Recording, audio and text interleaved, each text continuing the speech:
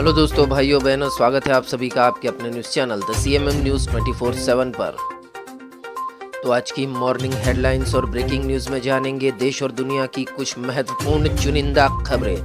तो हेलो दोस्तों, आज 29 अगस्त 2021 दिन हो चुका है, रविवार। तो आज के समाचार में है न्यू लुक में खुला जलियांवाला बाग, पीएम ने किया उद्घाटन।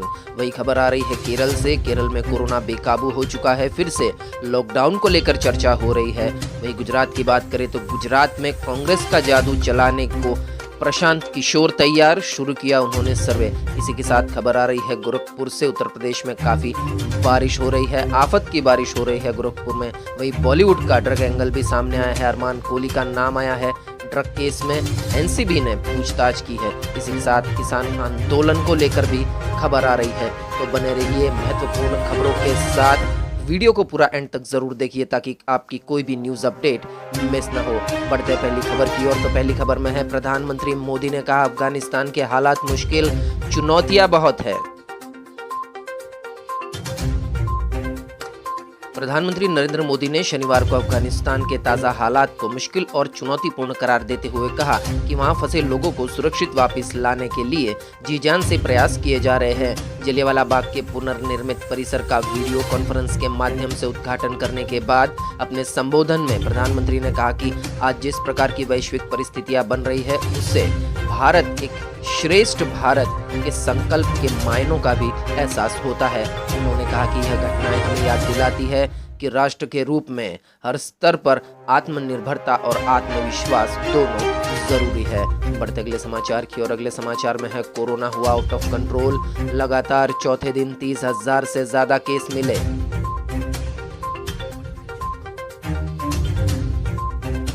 तिरुवनंतपुरम से खबर आ रही है दोस्तों, केरल में लगातार चौथे दिन शनिवार को कोरोना वायरस संक्रमण के 30,000 से अधिक मामले सामने आए हैं, जिसके बाद कुल मामले बढ़कर 39,77,572 हो गए। इसके साथ ही संक्रमण की दर घटकर 18.67% रह गई, जो 27 अगस्त को 19.22% थी। मुख्यमंत्री पिनरई विजयन ने बताया कि पिछले दिन में राज्य में संक्रमण के 31,265 नए मामले सामने आए तथा महामारी से 153 और लोगों की मौत हो गई, जिसके बाद मृतकों की संख्या 20,466 पर पहुंच गई।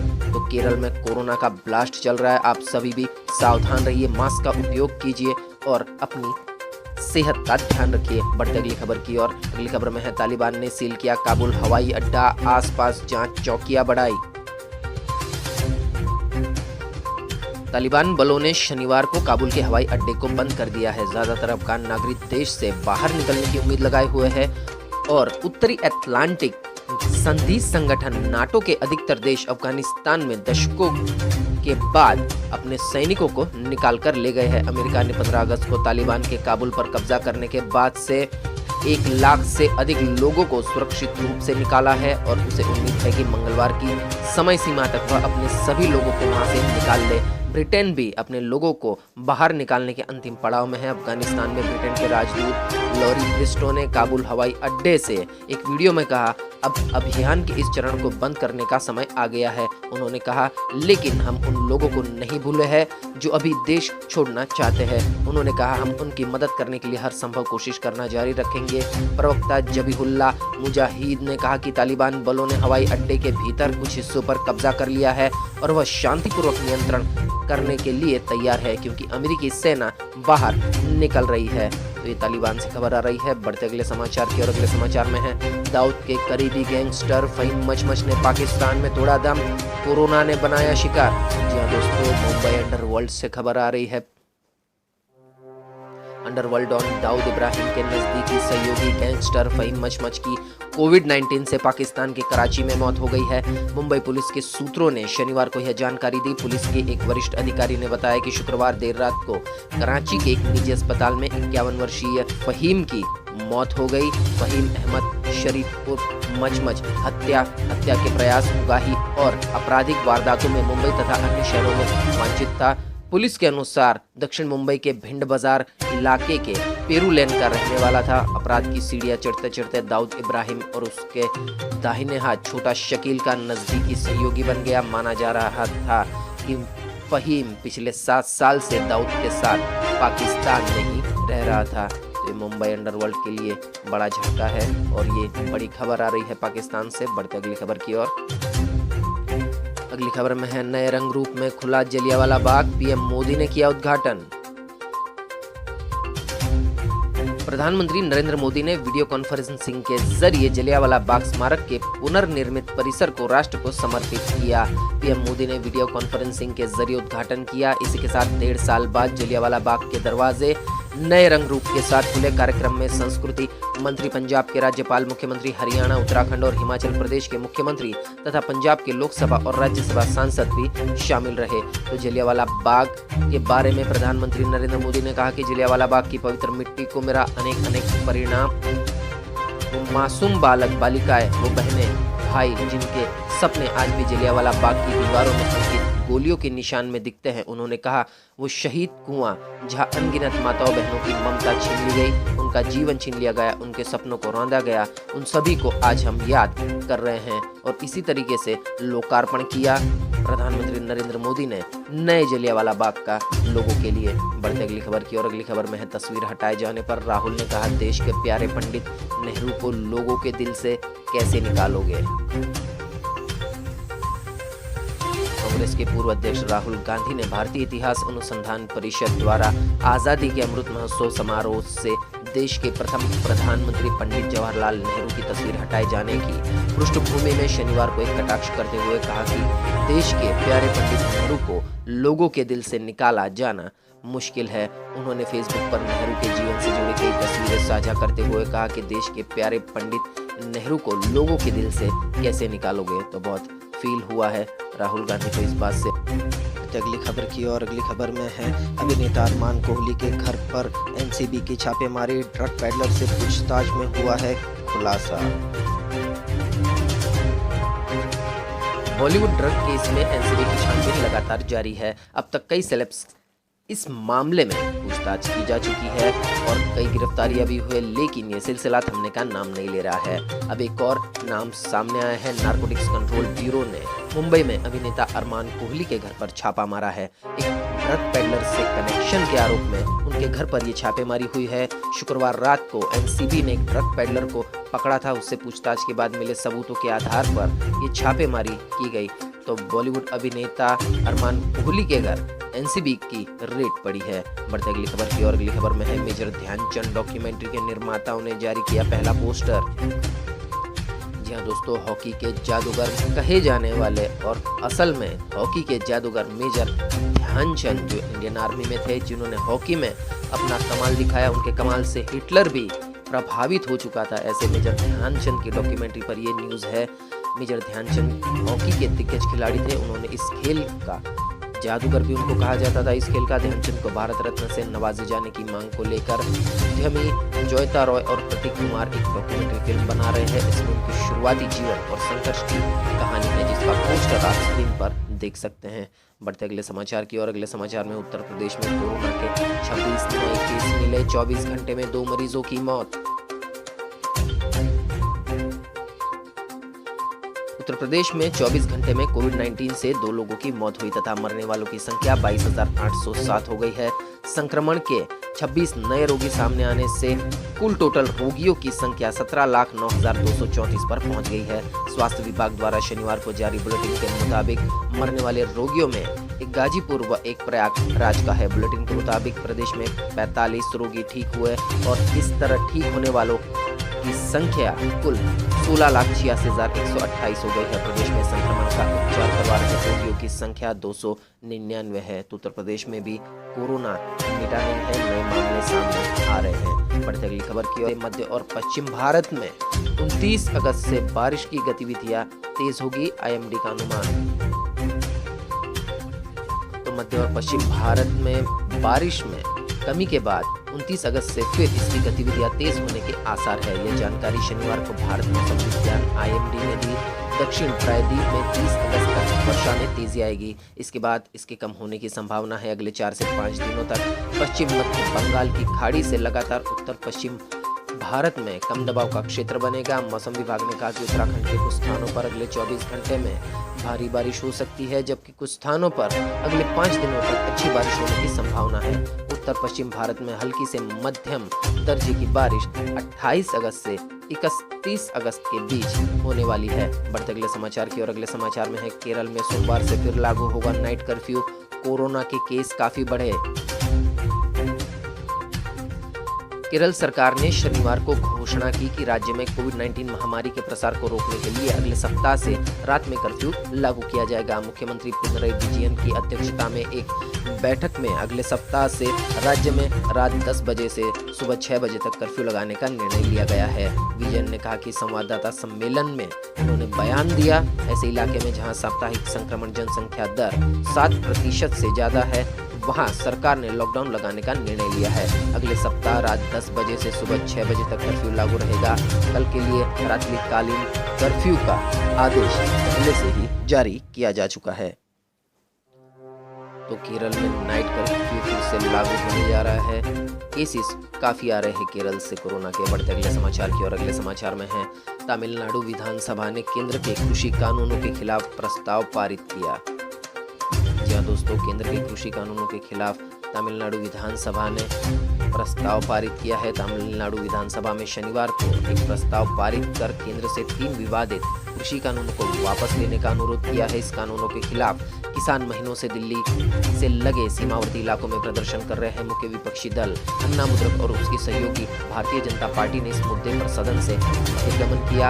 हालांकि उनका एक अन्य सहयोगी दल डीएमके इसमें शामिल नहीं हुआ। सत्ताधारी मुद्रक के सहयोगी दलों कांग्रेस, भाकपा और मकपा ने प्रस्ताव का समर्थन किया। मुख्यमंत्री एम.के. स्टालिन ने सदन को बताया कि कृषि कानूनों की वापसी की मांग को लेकर शांतिपूर्ण प्रदर्शन करने वाले किसानों और राजनीतिक दलों के नेताओं के खिलाफ तमिलनाडु में दर्ज किए गए सभी मामले वापस लिए जाएंगे। स्टालिन ने संविधान में निहित संघवाद और सिद्धांत के खिलाफ बनाए गए 3 कृषि कानूनों को निरस्त करने का आह्वान करते हुए प्रस्ताव पेश किया और इसे सर्वसम्मति से पारित करने का अनुरोध भी किया। तो ये बहुत ही अच्छी खबर आ रही है तमिलनाडु से। तमिलनाडु के स्टालिन जो है काफी सैद्धांतिक नेता माने जाते हैं, संविधान में यकीन रखते हैं, तो उनकी तरफ से ये बहुत ही अच्छा बयान उनकी पार्टी की तरफ से भी आया है। तो किसानों के लिए बहुत अच्छी खबर है तमिलनाडु से। बढ़ते अगली खबर की और अगली खबर में है सपा की साइकिल पर सवार हुए मुख्तार अंसारी के भाई सबीगतुल्लाह और पूर्व मंत्री अंबिका चौधरी। लखनऊ उत्तर प्रदेश में अगले वर्ष की शुरुआत में होने वाले विधानसभा चुनाव से पहले बहुजन समाज पार्टी को बड़ा झटका लगा है। सूबे की गाजीपुर लोकसभा सीट से सांसद अफजाल अंसारी और मऊ सदर के बाहुबली विधायक मुख्तार अंसारी के सगे भाई व पूर्व विधायक सिबगतुल्लाह अंसारी शनिवार को बीएसपी छोड़कर अपने समर्थकों के संग समाजवादी पार्टी में शामिल हो गए। वहीं पहले बीएसपी छोड़ चुके पूर्व मंत्री अंबिका चौधरी ने समाजवादी पार्टी की सदस्यता ग्रहण कर ली है। तो यूपी की सियासती से ये खबर आ रही थी। बढ़ते अगले खबर की ओर। अगली खबर आ रही है इटली से। अफगान शरणार्थियों को लेकर रोम पहुंची इटली की अंतिम उड़ान। अफगानिस्तान से शरणार्थियों को सुरक्षित लाई इटली की अंतिम निकासी उड़ान रोम के लियोनार्डो डा विंची हवाई अड्डे पर उतरी। इटालवी वायुसेना का विमान C-130 J-58 अफगान नागरिकों को लेकर शनिवार सुबह पहुंचा। काबुल हवाई अड्डे से रवाना होने के बीच में योजना के मुताबिक एक जगह रुकने के बाद इसे यहां पहुंचने में करीब 17 घंटे का समय लगा। विमान में इटली के वाणिज्य दूत और नाटो राजनयिक भी सवार थे। इन्हें काबुल हवाई अड्डे पर निकासी का समन्वय किया था। इटली के विदेश मंत्री लुइगी डिमाओ ने कहा कि इटली अमेरिका और अफगानिस्तान की सीमा से लगे देशों के साथ काम करने के लिए तैयार है, जिसे अधिक कठिन चरण के रूप में बताया है। उन्होंने कहा कि प्रयासों में अफगानिस्तान में अपनी 20 साल की उपस्थिति के दौरान इटली की सेना के साथ काम करने वाले अन्य अफगान नागरिकों को निकालना भी शामिल था, लेकिन वे निकासी उड़ानों के लिए समय पर काबुल हवाई अड्डे पर पहुंचने में सक्षम नहीं थे। तो इटाली ने भी शरण दी है अफगानियों को। बढ़ते अगली खबर की और अगली खबर में है थोक बाजार में टमाटर की कीमत 2-3 रुपए किलो। किसानों ने सड़कों पर फेंके सैकड़ों टन टमाटर। तो आप तस्वीरों में देख सकते हैं किसानों ने सड़कों पर टमाटरों को फेंक दिया है। नासिक के थोक बाजार में टमाटर की कीमतों में कम से कम 50% की गिरावट आई है और इस क्षेत्र में अधिक उत्पादन और कम निर्यात के कारण 2.59 रुपए प्रति किलोग्राम बेचा जा रहा है टमाटर। व्यापारियों ने यह जानकारी दी है। उन्होंने कहा कि कुछ क्षेत्रों में टमाटर भी खराब मौसम की वजह से खराब हो गए हैं, जिससे किसानों को अपनी उपज सड़कों पर फेंकने के लिए मजबूर होना पड़ा है। नासिक एपीएमसी सचिव अरुण काले ने कहा कि टमाटर की कीमतें पिछले सत्र में 300 से 350 रुपए प्रति क्रेट की तुलना में गुणवत्ता के आधार पर चालू सत्र जून जनवरी में 50 से 180 रुपए प्रति कैरेट थी। 20 किलोग्राम प्रति कैरेट पर अब ये कीमत आ गई है। इसी के कारण किसानों को बड़ा झटका पड़ा है और किसानों ने सारे के सारे टमाटर कई खराब थे और कई भाव ज़्यादा बढ़ने से सड़कों पर फेंक दिए हैं। तो किसानों को इस बार कहीं ना कहीं बहुत ज़्यादा नुकसान हुआ है। बढ़ते अगली खबर की ओर। अगली खबर में है एमपी में 15 सितंबर से खुलेंगे सभी कॉलेज। उच्च शिक्षा मंत्री बोले क्लास में एक साथ 50% स्टूडेंट आ सकेंगे, बाकी ऑनलाइन क्लास ज्वाइन करेंगे। वैक्सीन का पहला डोज लगवाना होगा जरूरी। तो मध्य प्रदेश से खबर आ रही है। उच्च शिक्षा मंत्री मोहन यादव ने उज्जैन में कहा कि प्रदेश के सभी कॉलेज 15 सितंबर से खोल दिए जाएंगे। अभी क्लास में 50% स्टूडेंट्स ही आएंगे, जबकि शेष 50% ऑनलाइन क्लासेस ज्वाइन करेंगे। शिक्षकों के साथ छात्रों और स्टाफ का 100% वैक्सीनेटेड होना आवश्यक है। जरूरी हुआ तो कॉलेजों में भी वैक्सीनेशन कैंप लगाए जाएंगे। बढ़ते अगली खबर की ओर। अगली खबर में है करनाल में भाजपा नेताओं को रोक रहे किसानों पर लाठीचार्ज। बस्ताड़ा टोल पर पुलिस की लाठियों से फूटे कई सिर। विरोध में किसानों ने प्रदेश भर में घंटों बंद रखे हाईवे। 17 प्रदर्शनकारियों की रिहाई के बाद हटे सड़कों से। तो किसानों पर काफी बर्बरता हो रही है पुलिस की ओर से। किसान लहूलुहान हालत में आपको तस्वीरों में देखने मिल सकते हैं। करनाल में भाजपा नेताओं को रोक रहे किसानों पर लाठीचार्ज किया है पुलिस ने, काफी बर्बरता की है। उसी को लेकर ये खबर आ रही है और एक वीडियो भी सामने आया है दोस्तों लाठीचार्ज के बीच एसडीएम का। एसडीएम ने खुद को मजिस्ट्रेट बताया और कहा नाका नहीं टूटना चाहिए, कोई आए तो लठ मारना, उसका सिर फूटा होना चाहिए। भाजपा सांसद वरुण गांधी ने इस बारे में कहा कि ये लोकतंत्र में अस्वीकार्य है। सही बात है दोस्तों, पुलिस को इतने अधिकार नहीं है, फिर भी पुलिस अपनी दादागिरी आम जनता पर, आंदोलनकारियों पर हमेशा थोपती आ रही है। इसी से रिलेटेड दूसरी न्यूज भी आई है कि पुलिस लाठीचार्ज के विरोध में घंटों जाम रहा हरियाणा। किसानों ने बंद किए नेशनल हाईवे और टोल। सड़कों पर फंसे वाहनों को निकालने के लिए पुलिस ने डाइवर्ट किए रूट। संयुक्त किसान मोर्चे की अपील पर देर शाम खुले रास्ते। जहां दोस्तों अगर संयुक्त किसान मोर्चा किसानों से अपील ना करती तो किसान बहुत ही स्ट्रांग है, बहुत ही मजबूत है। लाठीचार्ज या किसी भी परिस्थितियों में वो बॉर्डर से, सड़कों से हटने वाले नहीं हैं, वो अपनी बात मनवा कर ही हटेंगे। वहीं पुलिस का भी एक वीडियो सामने आया है। ड्यूटी मजिस्ट्रेट खुद को बता रहे हैं लाठीचार्ज के ऑर्डर्स उन्होंने दिए हैं एसडीएम ने। नाका नहीं टूटना चाहिए, चाहे किसी का भी सर फोड़ो। तो ये इससे बर्बरता भरे ऑर्डर्स एसडीएम की ओर से दिए गए थे। तो विस्तृत खबर में जानते हैं। करनाल में शनिवार को सीएम मनोहर लाल की अगुवाई में आयोजित प्रदेश भाजपा की संगठनात्मक मीटिंग में जा रहे पार्टी नेताओं को रोकने की कोशिश कर रहे किसानों पर पुलिस ने लाठीचार्ज किया। किसानों ने नई दिल्ली अमृतसर हाईवे पर करनाल में रौंडा के पास बस्ताड़ा टोल प्लाजा के नजदीक 2-2 क्रॉसिंग को छोड़कर बाकी लेन बंद कर दी। मौके पर मौजूद पुलिस अफसरों ने किसानों को समझाने की कोशिश की, लेकिन वो नहीं माने। इसके बाद पुलिस की ओर से किए गए लाठीचार्ज में कई किसानों के सिर फूट गए और खून बहने लगा। टोल पर धरना लगाकर बैठे किसान पुलिस की लाठियों से बचने के लिए खेतों में भागे। इस लाठीचार्ज की खबर प्रदेश भर में आग की तरह फैली और नाराज किसानों ने हिसार, सिरसा, फतेहाबाद, भिवानी, जिंद, रोहतक, अंबाला, करनाल, पानीपत व सोनीपत समेत तमाम जिलों में नेशनल हाईवे और टोल प्लाजा पर जाम लगा दिए। तो ये पुलिस को भी समझना चाहिए कि चाहे वो कितने भी फोर्स लगा ले, लाठीचार्ज कर ले, मारे, खून बहा दे, लेकिन किसान भी टस से मस होने नहीं वाले। उन्होंने एक जगह पर लाठीचार्ज किसानों पर किया तो किसानों ने इतने सारे जिलों में नेशनल हाईवे को बंद कर दिया। यही है किसानों की ताकत। तो बढ़ते अगली खबर की ओर। अगली खबर में है बारिश से गोरखपुर महाराजगंज में बाढ़ जैसे हालात। आज भी भारी बारिश की संभावना, 5 जिलों के लिए अलर्ट। लगातार चौथे दिन आगरा सबसे ज्यादा गर्म शहर रहा। तो गोरखपुर से भारी बारिश की खबर आ रही है।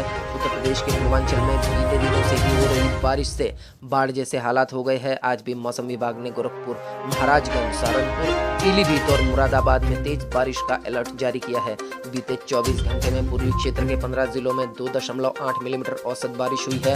हालांकि पश्चिम क्षेत्र सूखा रहा, यहाँ एक बूंद भी बारिश नहीं हुई। इससे उमस और गर्मी एकाएक बढ़ गई है। प्रदेश में आगरा शहर चौथे दिन 36 डिग्री के साथ सबसे ज्यादा गर्म रिकॉर्ड किया। इसके अलावा इटावा जिले का तापमान 23 डिग्री सेल्सियस के साथ न्यूनतम रिकॉर्ड कर गया है। देखते अगले समाचार। अगले समाचार में अगले महीने छत्तीसगढ़ जाएंगे राकेश टिकैत। राजिम में 28 सितंबर को किसान महापंचायत योगेंद्र दर्शनपाल, मेघा पाटकर और सुनीलम का भी आना तय। जी हाँ दोस्तों, तो छत्तीसगढ़ में किसान आंदोलन को लेकर राकेश टिकैत जाने वाले हैं और सारे के सारे जो भी बड़े कार्यकर्ता समाज सेवक है। मेघा पाटकर, योगेंद्र यादव, सारे के सारे समाज सेवक वहां जाने वाले हैं। तो देखते हैं खबर की और खबर में है दिल्ली की सीमाओं पर घेरा डालकर बैठे किसान नेताओं का जमावड़ा अगले महीने छत्तीसगढ़ में होगा। छत्तीसगढ़ किसान मजदूर महासंघ ने 28 सितंबर को प्रस्तावित किसान महापंचायत के लिए किसान यूनियन के प्रवक्ता राकेश टिकैत को आमंत्रित किया है। उनके साथ योगेंद्र यादव, दर्शन पाल, मेघा पाटकर और डॉक्टर सुनीलम का भी आना तय हुआ है। 24 से 25 अगस्त को सिंधु बॉर्डर में आयोजित 2 दिवसीय राष्ट्रीय अधिवेशन में छत्तीसगढ़ से प्रतिनिधि के तौर पर छत्तीसगढ़ किसान मजदूर महासंघ के संचालक मंडल सदस्य तेजराम विद्रोही, जागेश्वर जुगनू चंद्राकर, गोविंद चंद्राकर, पंकज चंद्राकर ने भाग लिया था और संयुक्त किसान मोर्चा के नेताओं राकेश टिकैत, दर्शन पाल, योगेंद्र यादव, मेघा पाटकर, डॉक्टर सुनीलम ने मिलकर रसीम के किसान महापंचायत के लिए आमंत्रित किया था। किसान नेताओं ने छत्तीसगढ़ आने की सहमति दी है। तेजराम विद्रोही ने बताया कि कृषि विशेषज्ञ देवेंद्र शर्मा को आमंत्रित करने की भी बातचीत चल रही है। जल्द ही उनके कार्यक्रम को भी अंतिम रूप दे दिया जाएगा। तो ये खबर आ रही है किसान आंदोलन से, काफी अच्छी खबर है। बढ़ते अगली खबर की ओर। तो अगली खबर है गुजरात से। गुजरात के डिप्टी सीएम का विवादित बयान। नितिन पटेल बोले, देश में संविधान, धर्मनिरपेक्षता और कानून तभी तक है जब तक हिंदू बहुसंख्यक है। तो कहीं ना कहीं आरएसएस की भाषा बोली है नितिन पटेल ने। आरएसएस से ही आते हैं बीजेपी के 90% नेता और आरएसएस का, बीजेपी का एकमात्र मूल यही उनका मंत्र है और यही वो चाहते हैं कि हिंदुत्व का राज हो। एससी, एसटी, ओबीसी, नीची जात वाले सवर्णों से दब कर रहे और मुसलमानों से भी काफी हद तक आरएसएस और बीजेपी नफरत करती है। ये जग जाहिर अब हो चुका है। तो इसी को लेकर खबर है। देखिए खबर में क्या है, आपको भी अंदाजा लग ही जाएगा। तो गुजरात के डिप्टी सीएम नितिन पटेल ने एक विवादित बयान से गुजरात समेत देश की राजनीति गर्मा गई है। नितिन पटेल ने कहा कि संविधान, धर्मनिरपेक्षता और कानून की बात तब तक चलेगी जब तक हिंदू बहुसंख्यक है। हिंदू के बहुमत में रहने से कानून कायम रहेगा। समुदाय के अल्पसंख्यक हो जाने के बाद कुछ भी नहीं बचेगा। पटेल ने यह बयान गांधीनगर में शुक्रवार को विश्व हिंदू परिषद की ओर से आयोजित मूर्ति प्रतिष्ठा महोत्सव के मौके पर दिया है। नितिन पटेल यही नहीं रुके, उन्होंने कहा कि हमारे देश में कुछ लोग संविधान, धर्मनिरपेक्षता के बारे में बात करते हैं, लेकिन मैं आपको बताता हूँ और आप ये वीडियो रिकॉर्ड करना चाहते हैं तो कर ले। ये भी बहुत ही दादागिरी से और बहुत ही अतिशय ओवर कॉन्फिडेंस से नितिन पटेल ने कहा कि मेरे शब्दों को नोट कर ले। जो लोग भी संविधान, धर्मनिरपेक्षता और कानून की बात कर रहे हैं, ऐसा तब तक है जब तक कि देश में हिंदू बहुसंख्यक है। जिस दिन हिंदुओं की संख्या घटने लगी और दूसरों की बढ़ने लगेगी, इस बात धर्मनिरपेक्षता, लोकसभा, संविधान और कानून कुछ नहीं बचेगा। यह सब कुछ हवा में उड़ा दिया जाएगा या दफन कर दिया जाएगा। ऐसा नितिन पटेल, जो कि आप तस्वीर में देख सकते हैं, गुजरात के डिप्टी सीएम हैं, उन्होंने विवादित बयान दिया है। आप भी सोच सकते हैं दोस्तों कि ये हिंदुओं की संख्या खतरे में है, ये वो सब सारे के सारी बयानबाजी सियासत है। क्योंकि 90s से पहले तो ये नहीं था, लेकिन बाबरी से ये चीजें शुरू होने लगी। आरएसएस ने अपना जमावड़ा तय किया, पांव जमाना तय किया और लोगों को भड़काना शुरू किया कि हिंदू अल्पसंख्यक है, हिंदुओं की संख्या कम है, हिंदुओं की संख्या बढ़ानी चाहिए, वरना एक दिन मुसलमान हावी हो जाएंगे, दूसरी जाति के लोग हावी हो जाएंगे, वगैरह वगैरह करके लोगों के दिमाग में भूत भरा गया और हिंदुत्व का एजेंडा अपना कायम रखने के लिए, अपनी सियासी मतभेदों को कायम रखने के लिए, अपनी सियासी सत्ता की रोटी सेकने के लिए हमेशा विवादित बयान बीजेपी या तो आरएसएस, विश्व हिंदू परिषद के नेताओं की ओर से आते रहते हैं। और ये काफी शर्म की बात है लोकतंत्र के लिए, क्योंकि भारत एकता में मानता है, बिन सांप्रदायिकता में मानता है। सभी लोग मिलजुल कर रहेंगे तभी भारत मजबूत बनेगा। ये कहीं से भी हिंदुओं को या मुसलमानों को लड़वाने के बात करते हैं बीजेपी के नेता, तो इसी से रिलेटेड ये विवादित बयान दिया है। आप सभी को इन न्यूज को समझना चाहिए। बढ़ते अगली खबर की और। अगली खबर है पीके की टीम ने शुरू किया सर्वे। विधानसभा चुनाव से पहले मोदी शाह के होम स्टेट में प्रशांत किशोर की हो सकती है एंट्री। में नेताफिन और पराजय का सामना कर रही है कांग्रेस पार्टी फिर से बैठकें कर 2022 के विधानसभा चुनाव के मद्देनजर आगामी चुनावों की रणनीतिकार प्रशांत किशोर को बड़ी जिम्मेदारी सौंपेगा, ऐसी संभावना जताई जा रही है। इस मामले में कांग्रेस के नेता भरत सिंह सोलंकी और प्रशांत किशोर के बीच पहले भी बैठक होने की जानकारी प्राप्त हुई है। इससे कुछ दिनों पहले आयोजित कांग्रेस के विधायकों की बैठक में प्रशांत किशोर ने इस मुद्दे पर चर्चा की। दूसरी ओर प्रशांत किशोर की टीम ने कांग्रेस के लिए चुनाव के संदर्भ में सर्वे का काम गुजरात में शुरू कर दिया है, उसकी जानकारी मिली है। अगर प्रशांत किशोर गुजरात को कांग्रेस की जिम्मेदारी सौंपी जाती है, गुजरात कांग्रेस की प्रशांत किशोर को अगर जिम्मेदारी सौंपी जाती है दोस्तों, तो कांग्रेस का गुजरात में 25 साल का वनवास पूरा होगा। इतना ही नहीं, इस पर सब लोगों की नजर भी रहेगी। तो इसी के साथ बढ़ते अगले समाचार की ओर। अगले समाचार में मौसम अपडेट कैसा रहेगा अगले 24 घंटे का मौसम का पूर्वानुमान। तो अगले 24 घंटे के दौरान अंडमान और निकोबार द्वीप समूह, आंध्र प्रदेश, तमिलनाडु, केरल, दक्षिण आंतरिक कर्नाटक, तटीय कर्नाटक, हिमालय, पश्चिम बंगाल, सिक्किम, बिहार के कुछ हिस्सों, अरुणाचल प्रदेश, उड़ीसा के कुछ हिस्सों, झारखंड तथा पूर्वी उत्तर प्रदेश में हल्की से मध्यम बारिश के साथ कुछ स्थानों पर भारी बारिश संभव है। पश्चिम हिमालय, शेष उत्तर प्रदेश, मध्य प्रदेश, छत्तीसगढ़, तेलंगाना, विदर्भ, मराठवाड़ा और लक्षद्वीप के हिस्सों में हल्की से मध्यम बारिश के साथ कुछ स्थानों पर देर के लिए तेज बारिश भी हो सकती है। स्काईमेट वेदर के अनुसार पंजाब, हरियाणा, पूर्वी, दक्षिण पूर्व राजस्थान, उत्तरी आंतरिक कर्नाटक और गंगीय पश्चिम बंगाल के कुछ हिस्सों में हल्की से मध्यम बारिश संभव है। दिल्ली और गुजरात में भी हल्की बारिश की संभावना जताई जा रही है। तो इसी के साथ मॉर्निंग हेडलाइंस और ब्रेकिंग न्यूज, देश और दुनिया की चुनिंदा महत्वपूर्ण खबरें यही समाप्त होती है। वीडियो को पूरा एंड तक देखने के लिए आप सभी का बहुत बहुत धन्यवाद। देश और दुनिया की खबरों के लिए सब्सक्राइब कीजिए द CNN News 24/7 को और बेल आइकन को भी प्रेस कर दीजिए ताकि हर रोज की बड़ी न्यूज अपडेट सबसे पहले आपके मोबाइल पर मिल जाए। तो मिलते हैं अगले न्यूज अपडेट के साथ। आपका दिन खुशनुमा रहे। Thank you, take care, goodbye, जय भारत।